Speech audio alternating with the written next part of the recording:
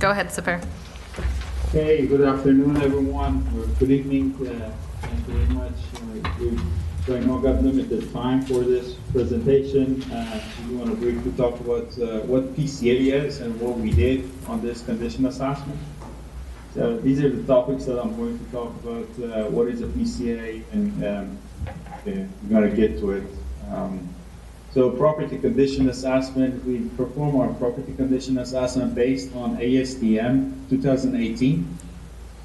This is a standard guide for property condition assessment based on condition assessment. The main objective of this assessment is to identify any and communicate any physical deficiencies. We do a walkthrough of the property. We document and interview personnel that they have experience with property, and we prepare property reports with the opinion of cost for the repairs. During our surveys, and it's typical based on ASTM, we come up with these category of the costs, which will be immediate repair, capital reserve, ADA, or FHA, but FHA doesn't apply here, or further study. Any immediate repairs are safety, life safety issues, items that can cause serious issues if it's not remediated immediately. Capital reserve are items that typically the part of the building or system is at the end of effective useful life or estimated useful life based on a standard industry standards. And the third one would be the ADA requirement, the Americans with Disability Act. Anything that falls under ADA will be considered as ADA cost. And the fourth one would be the further study. If we identify stuff that we need a little bit more investigation, such as destructive testing, non-destructive testing, then that would fall under further study.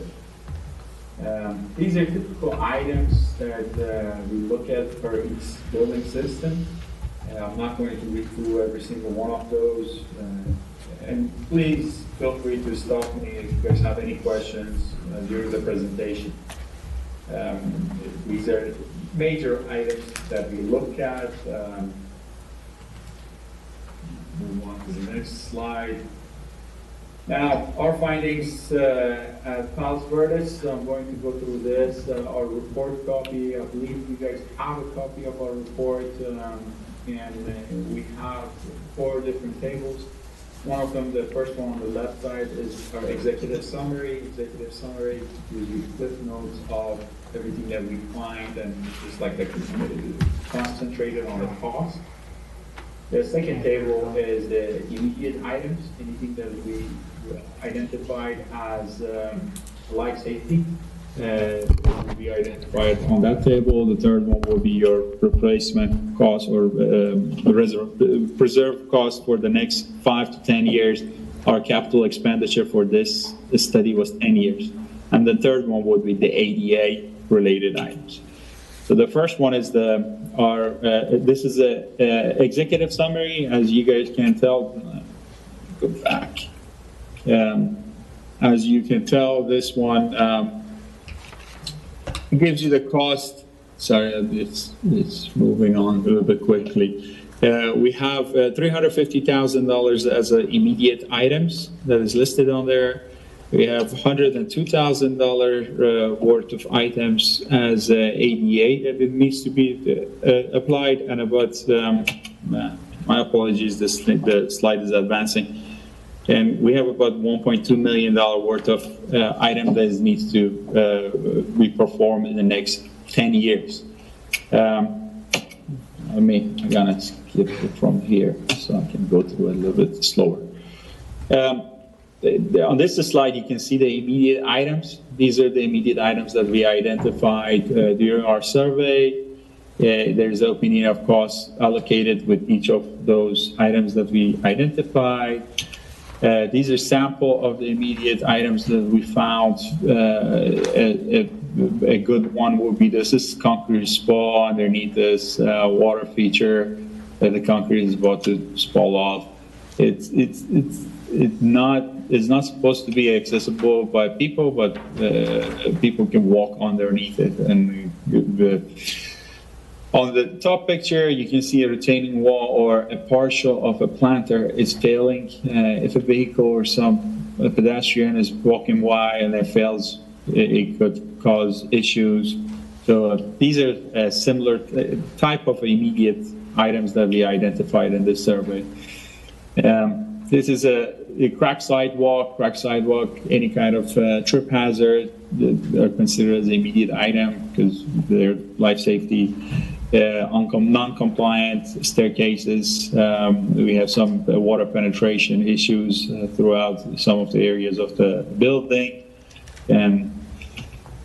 Now, this is a reserve table or expenditure table for the next 10 years, but it's for everyone to note that most of the cost is in the first couple of years.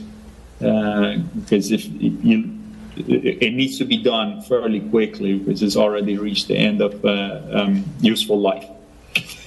These are some items that we identified as a reserve table or during the reserve term. Small concrete here and there, the pavement that needs to be addressed, the non-compliant handrails or guardrails, that the openings are larger than 4-inch sphere. Some rotten wood and miscellaneous items that are listed on our table. This is the roof condition. Of course, the roof needs to be redone based on the age, and a bunch of tiles were coming off. But I think Behnam, after me, he's going to present as well. He's going to have some of these costs in his report too, but mainly for the structural bracing portion. ADA items, these are anything that are related to American with Disability Act. These will cover the entire building and the parking deck and lots. And these are just samples of the ADA items that we identified. The top picture is a long ramp that needs a landing. The bottom one will be the items that they need to get to the compliant heights in the restroom area to be accessible. With that, that's pretty much it. A very short presentation. Please ask any questions if you guys have any questions. All right, any questions? I have a few. My first question is whether or not there's any redundancy across the two reports, right? We've got the parking structure, I can't remember now if we're calling that the garage study or the parking study, and then we've got the City Hall study, and my guess is that there are items that maybe fall into both, and so like things like the railing here out on the parking thing. So are there redundancies in across the two reports? Because I'm trying to get kind of a consolidated, here's what the whole picture is for all of this area, and I'm struggling a bit to get that. There should not be, and we kind of separated the parking deck completely and let that be part of the seismic and evaluation that Behnam and his team they did. So our survey was focused predominantly on the building. We are not doing any kind of structural, even retrofitting in our portion. So no double dipping or redundancy in both of those reports. The only kind of overlapping is at the roof of the building, which Behnam's prices are for bracing portion. Ours is for the actual roofing. Okay, so I can take the 4 studies, the parking conditions, parking seismic, City Hall, building conditions, and seismic, and just add them together to get a complete picture of what needs to be done? That is correct. I can add to it that is a little bit of overlap. And this is Behnam. He's going to do the next part of the presentation for the seismic and structural. Hi, my name is Behnam Arya. I'm a principal of restoration and forensic practice in Walker Consultant, LA office.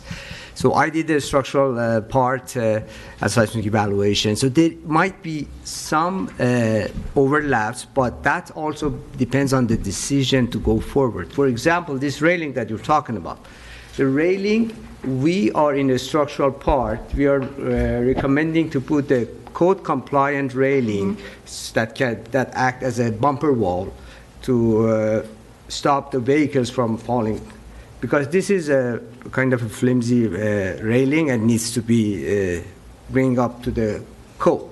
So if you do that, basically what Seper's team are recommending for that railing probably it's not going to be done. So those are little things. And then, for example, the roofing also. For example, the seismic evaluation that we are doing, we are recommending or we assess that the roofing here, the structure under the tiles, is not code compliant in terms of the earthquake resistance. So if you want to bring it up to the code, you need to remove everything. You either re-nail it or you replace the whole sheeting with a new system that is code compliant. So if you decide to go forward with the seismic evaluation, then that part that Seper is talking about, the tiles needs to be kind of fixed. That might be a different repair, because once we remove the roofing and everything, you may decide to do a different system, or the whole cost might be different. So again, it depends on the decision whether you want to go forward with the seismic evaluation or you just want to repair what is broken on the roof, the tiles. Thank you. Those were the two that struck me, and I just didn't know if there were others that I didn't quite grasp, so Yeah. I appreciate that. No problem. Okay. And the railing system continues out throughout the building, so it's not just limited to the parking deck area. There's elevated walkway, and adjacent to it, those railing system is. That's why our cost includes all of those, not as a vehicular barrier system, but more as a fall hazard for the sphere size of 4-inch requirement, less than 4 inch. Right, okay.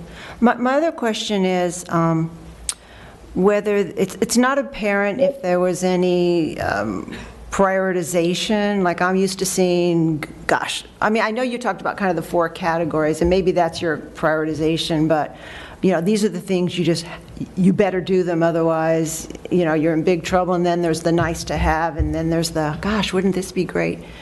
But I think that what Seper is talking about, he has some immediate repairs. Those are the ones that are some safety issues that you need to do this as soon as possible.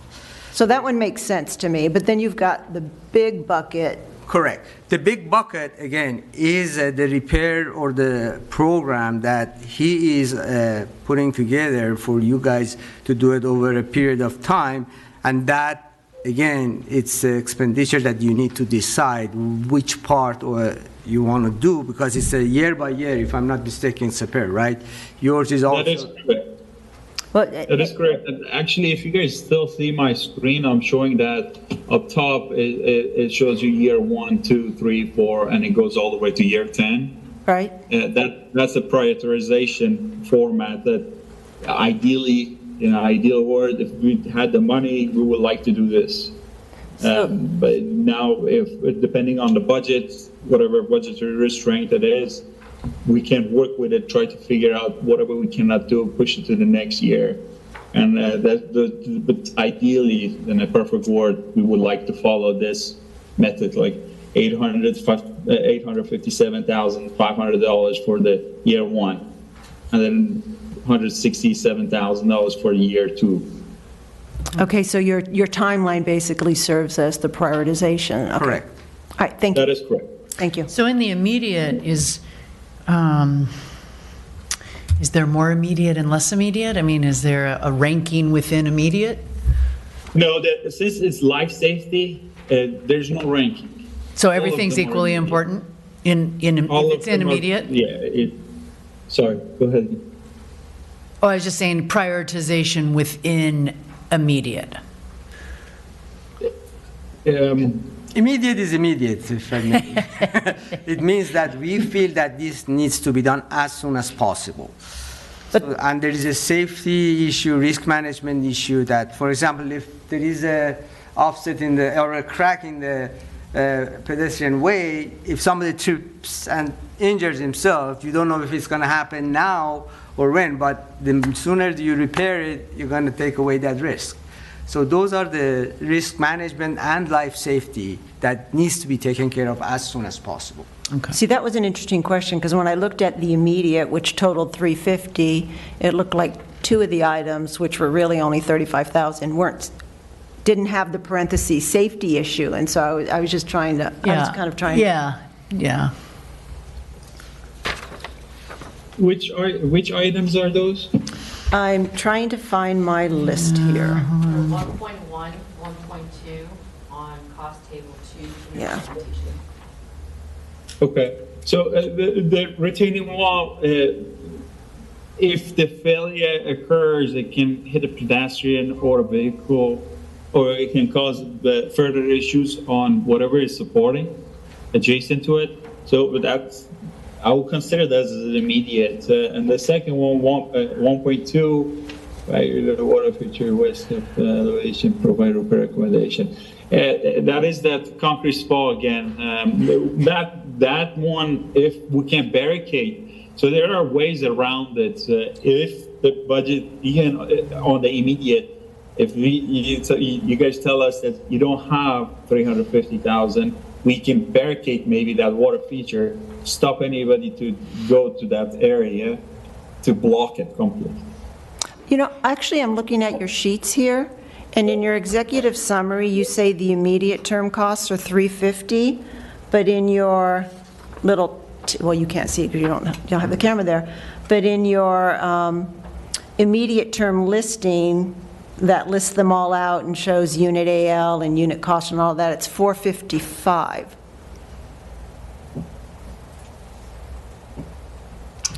Do you know what that difference is? I may know what that is, because when they first developed that 450, that overlap was there. So there was one item that was a connection of the roof to the structural elements that was overlapping with seismic, and I think he took that item out, and then that became like 350. So maybe he just didn't update that. That was a correction that got made, so the copy that was published with this meeting, that got fixed. The City Council received a draft of the Walker report in advance of last council meeting on November 28th, and that was provided at a draft form because we were talking about capital improvement project to give you visibility as to what Walker is coming up with findings. Since then, after the distribution of the draft study to the City Council, before this meeting, the report was updated. And so table 2 should total up to 350, which is consistent with the executive summary. I should have dated what date I printed it. All right. Okay. Any other questions? Oh, we have another presentation? Yeah, we do have one more on structural items. Oh, the click. Oh. Here's your clicker, and Pointer. I'll show you. So do you advance the slide? Just Okay, perfect. the problem is on this side, the council can't see it. Oh, okay. I'm sorry. Okay. But they can see it. Okay. So what Seper was doing was mainly non-structural items. So my involvement was the performing structural evaluation of the parking structure and City Hall, including structural condition assessment and the seismic evaluation. So for the parking structure, we did a structural condition assessment because it's an exposed structure to the elements, so there are lots of things that can go wrong, and because it's exposed, we also did seismic evaluation. For the City Hall On the other hand, because it's all with finishes, mainly we did a seismic evaluation for the structure. During that, we kind of identified what issues structurally needs to be fixed.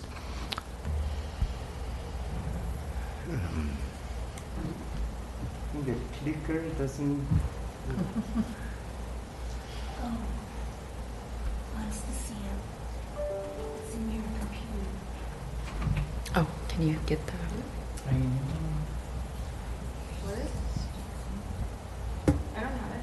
This is one. Oh, it's inside that.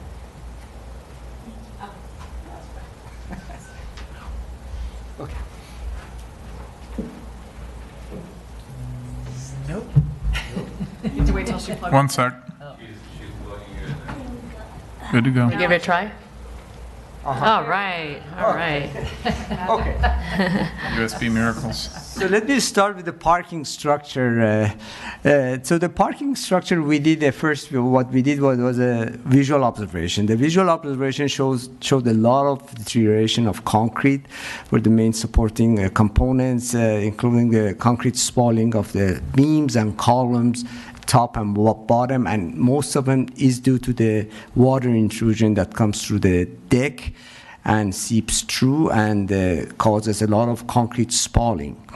So what we did, we also look at the deck. The deck, as you can see, at some point had a traffic coating. The traffic coating is all gone, and there are lots of cracks are developing.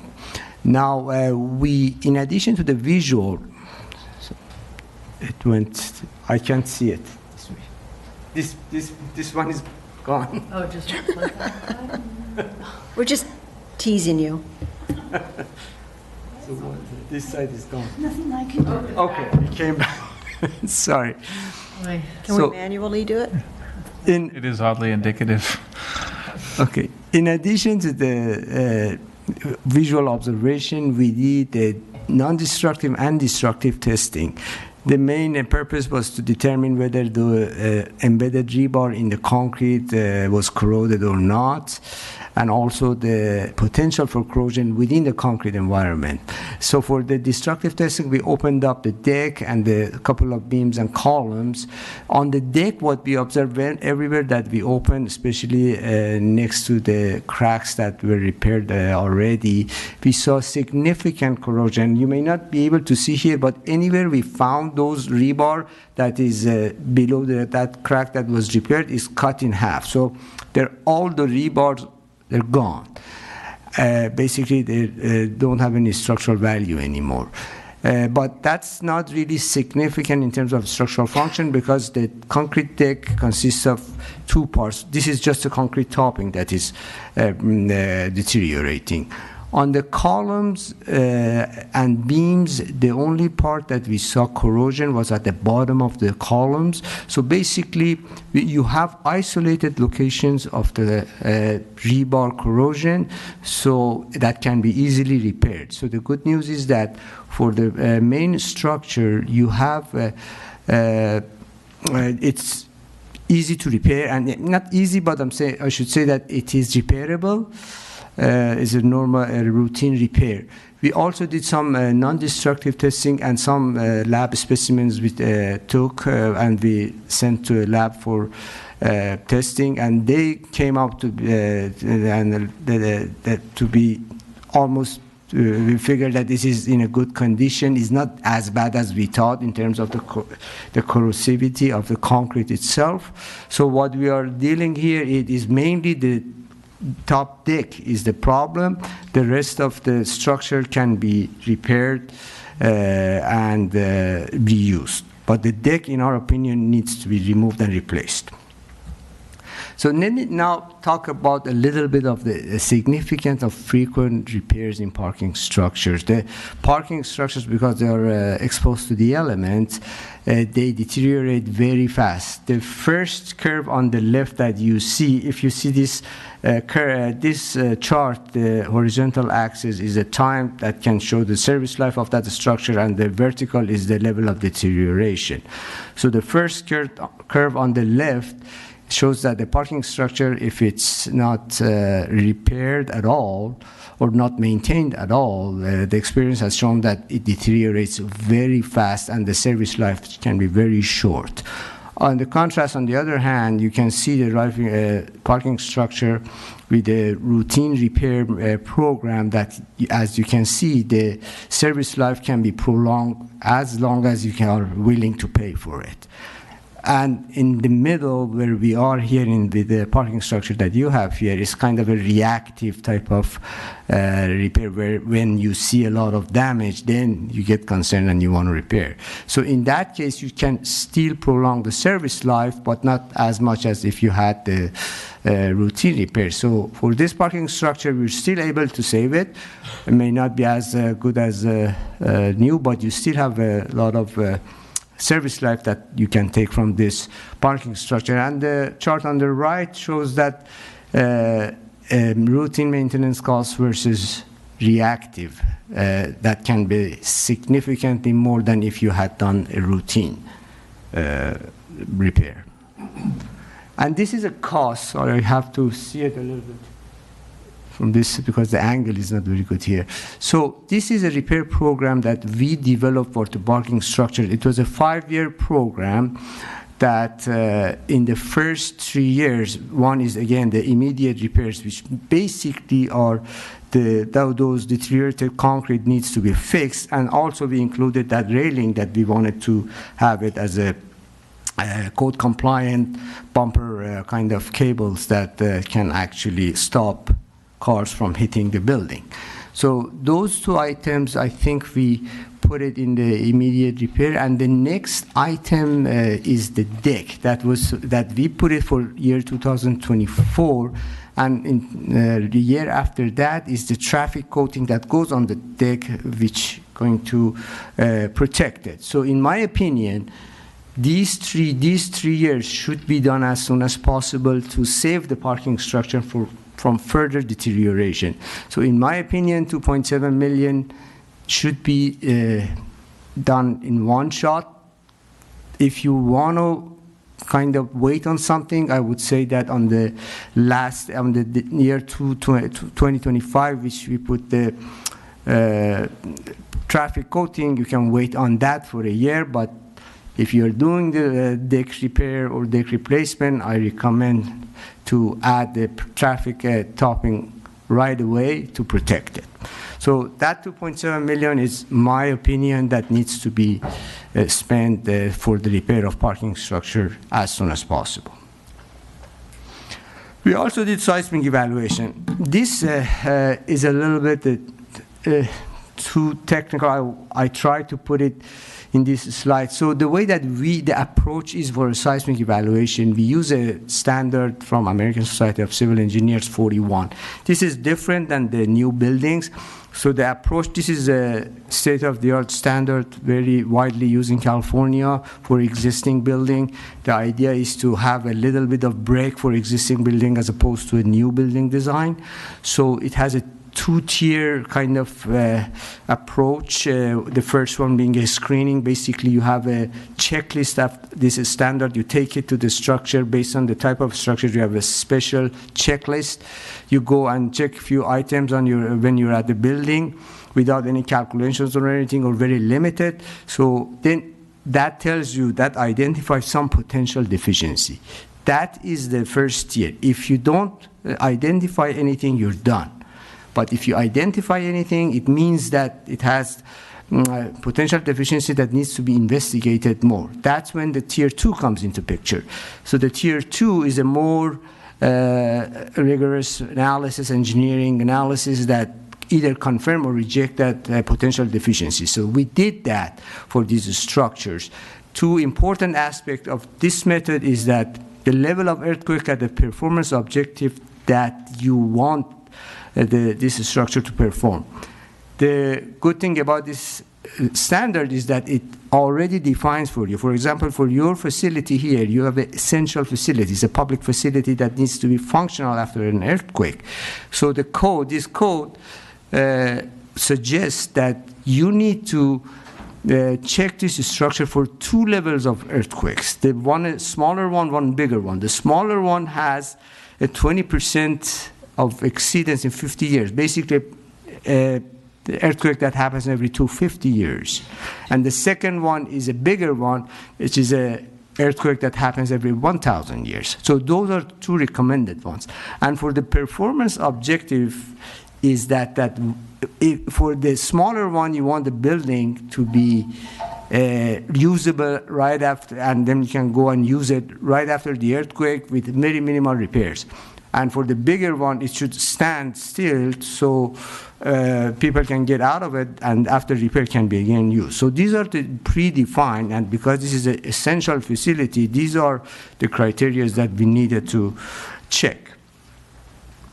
So for the parking structure, the seismic evaluation came out with minimal cost because this is in terms of the lateral resisting system or earthquake force resisting system, it has enough walls because the main resisting force of the building is walls and its floors. The floors transfer the earthquake load to the walls, and those are the main resisting system. Those are pretty good condition. I mean, pretty hefty. I shouldn't say in good condition. We need to still fix them, but once you fix them, in terms of the strength itself, they're good. So they're minimal, so we still need to add a few items in terms of connection and strengthening some walls, but that's not significant. So that's about $500,000 that we came up with.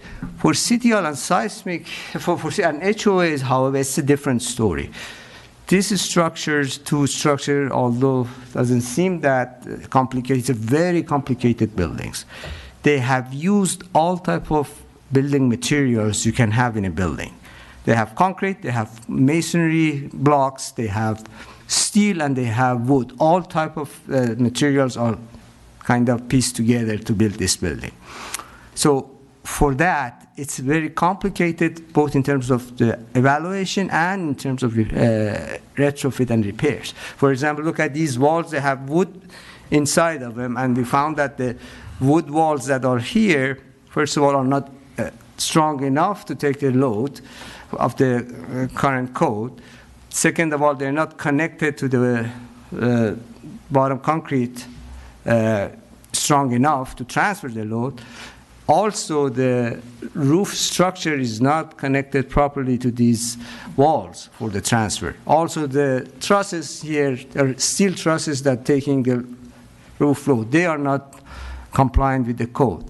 And the roofing itself that transfers the load, still, that is also not compliant to the code. So a lot of strengthening is required, plus some connection between the walls and the floors. So for that, we did the analysis, tier 1 and tier 2, and we came up with the cost that I'm showing in this table that basically is adding the strengthening and the connections that is needed. We came up with 2.34 or 2.4 million to make this compliant with the code. Having said that, there is no obligation to do this. This is a voluntary upgrade.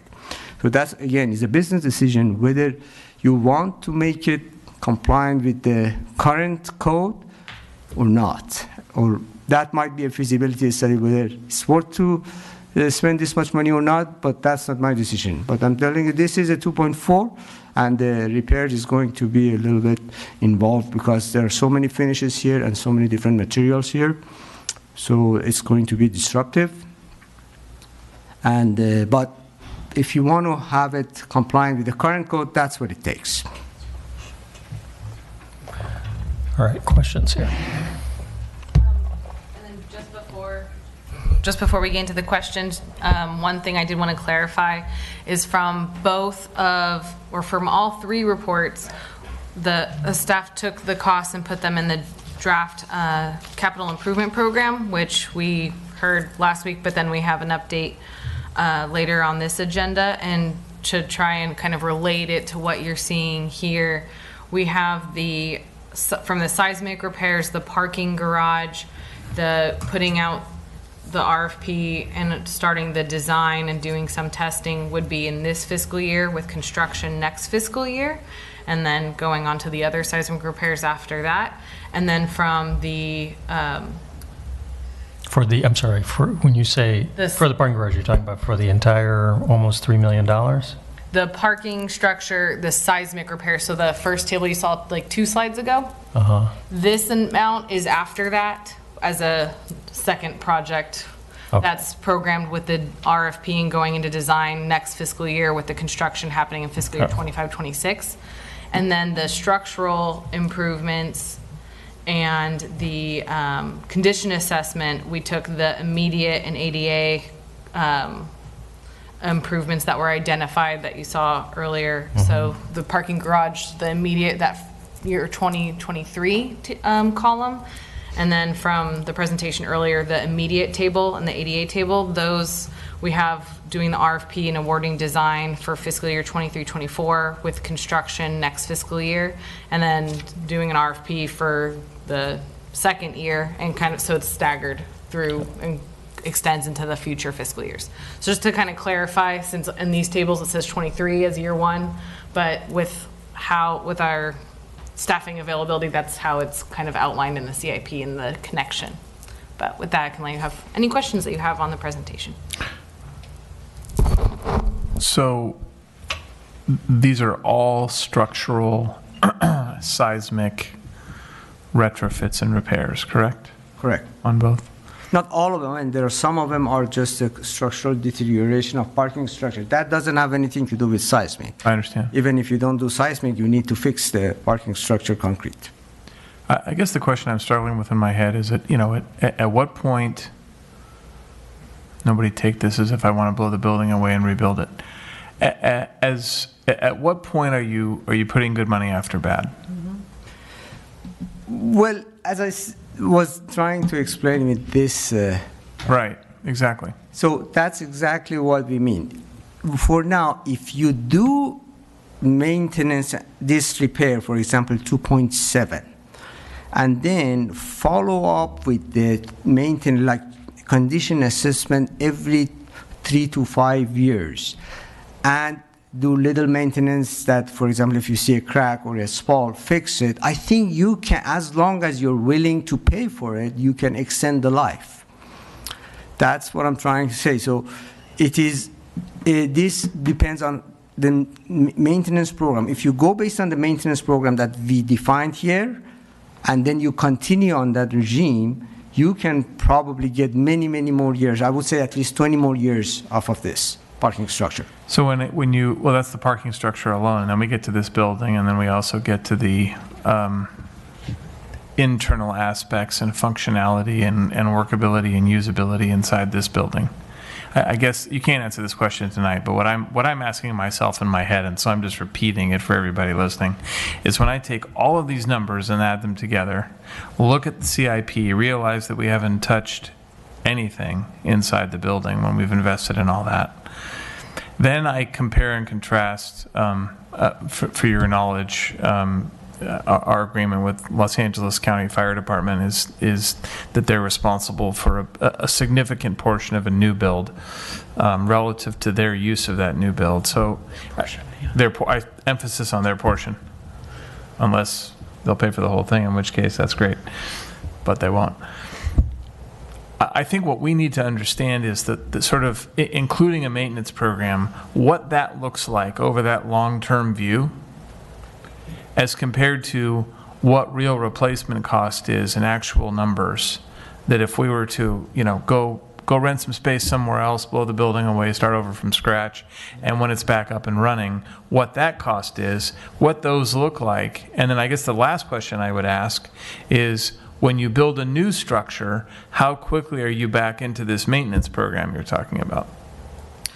Yeah, I think, again, this is a feasibility analysis you need to do. But for what I am telling you, for example, for the parking structure, you're spending, for example, $3 million. For the $3 million, that if you maintain it, the cost for the maintenance afterwards would be minimal.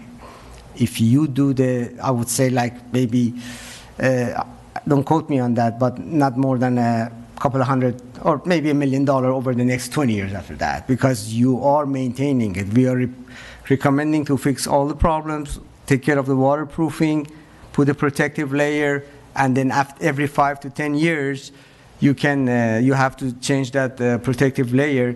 That wouldn't be that significant in terms of the cost of the maintaining it for the next maybe 10 to 20 years, 5 million or something like that. I mean, you have 3 million now, and then you have to maintain it, and then that couple of million over the 20 years. But if you want to replace it, I'm not sure exactly, but that would be if you want to replace it with the same number of parking spots, or do you want to replace it with the... This is a larger conversation, but Right. Obviously when you're looking at repair versus replace, at some point you have to make a judgment call evaluation. How much do we pay to hold this together for now, and then make a plan that's X number of years out to when we're all not sitting here hypothetically redo it or whatever, right? At what point, I think the guidance that maybe we need in terms of what we need to do and when we need to do it and whether or not it should be programmed all together, all of us, is what makes sense to do when obviously budget's an issue, and then, you know, at some point is there a plan for a full replacement, because it doesn't last forever. Correct. You see a report like this, and I think it's easy to look at it and go, okay, now what are we going to do? And then you start programming the little things, and then immediately the question becomes, am I spending my money wisely?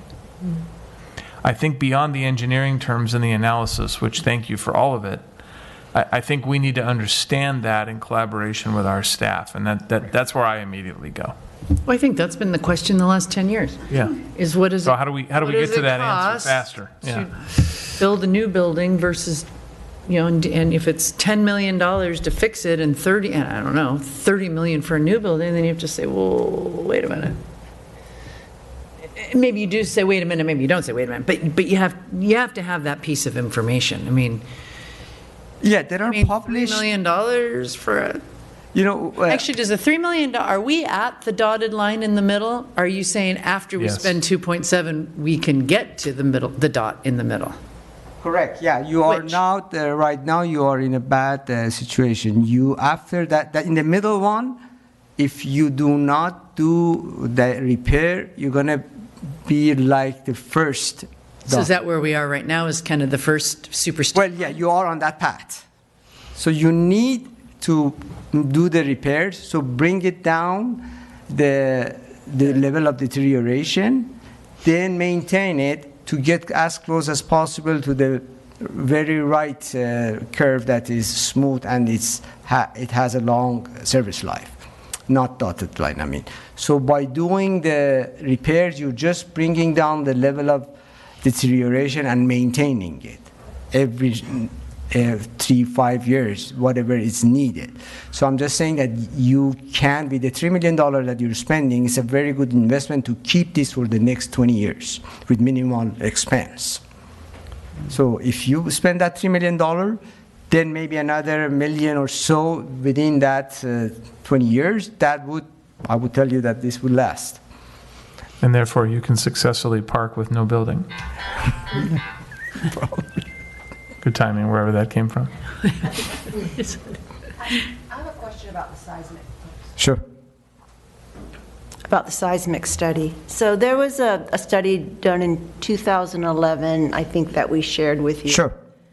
And, because I'm trying to figure out how things evolve over time, how would you say your findings in this study differ from the findings in 2011? Yes, what happened was that in 2011, I think it was Melvin Consultants, they did a evaluation, but you know, the codes evolve and changes.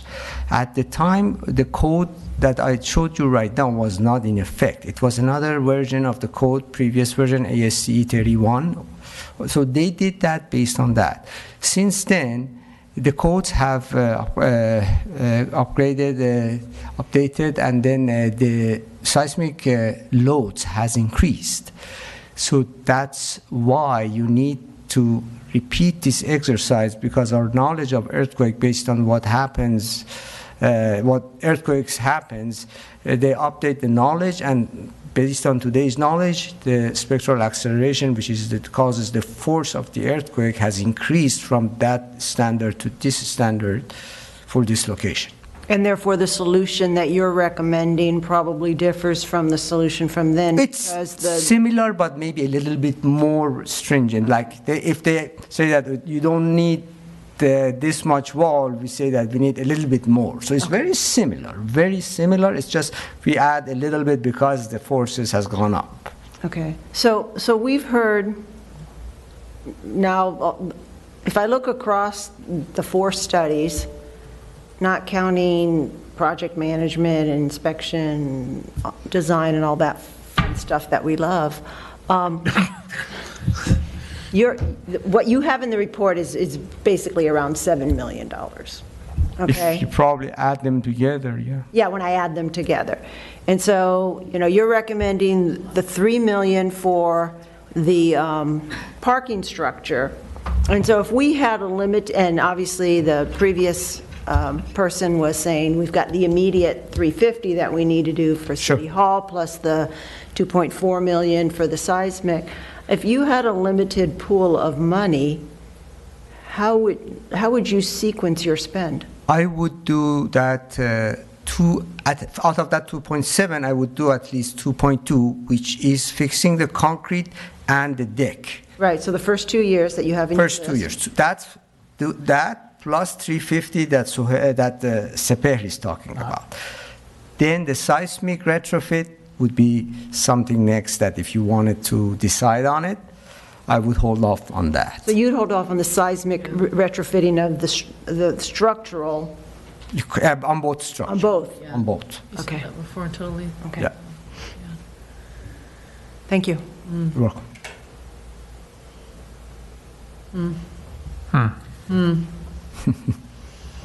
We're going to sit here for Oh, I another know, 10 I had a minutes, question but- on the, I mean, this might be a staff question, but just speaking of immediate repairs, I think on the, I'll call it the parking structure study, I guess the first study, I thought we had approved 100 and some odd thousand of immediate repairs. Are those underway? No, it was discussed that the council wanted to, or wanted those to be prioritized, but that was something that was going to be included in the CIP, which then got delayed with the budget process, because that was presented and discussed in May and June. So the discussion was that it would be incorporated into the CIP, and so the funding was never allocated. Well, it seems like, it seems like if we, approve something do for make these direction, repairs. we shouldn't be waiting for Yeah. a budget. We should be getting quotes and asking for the appropriation. Yeah, okay. Just from a sequencing standpoint.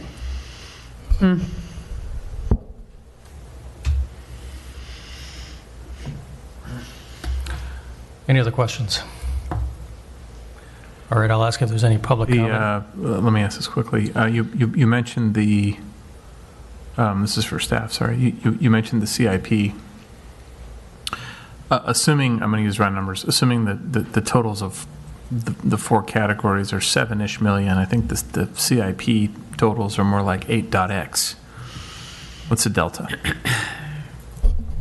The CIP also includes the cost for for our consultant staff to be able to prepare the RFPs and go through that process and manage the project. I see. Any public comment?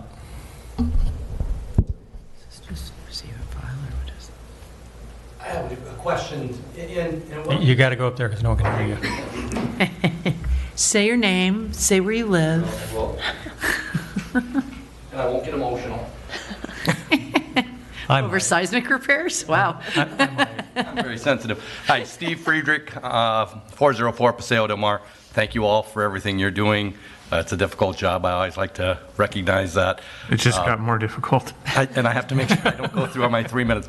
Hey, I guess my question is, we talked about the seismic aspects, both for the parking structure as well as the structural building itself.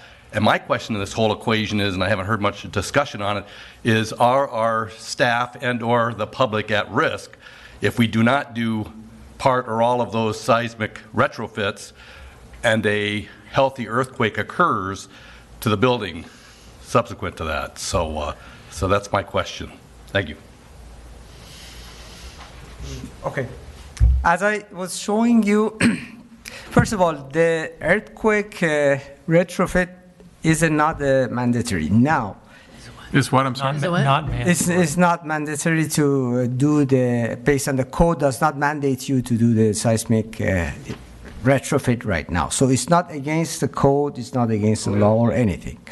Then that becomes a decision, business decision. If you really want to have this 100% functional after a sizable earthquake, that I say that you should do the retrofit. In terms of the life safety, as is, the building is not in a bad condition, and the probability of the earthquake happening, again, is like a lottery. But if you're really, really concerned about the functionality, yes, you need to do the retrofit, but it's not mandated by law. So it's a decision that you need to make. If a Northridge earthquake size happens today here, you will have damage and you will have safety issues. That's what if you want to. That's a good way of answering. Thank Yes. All right, thank you. Any other public comment? All right.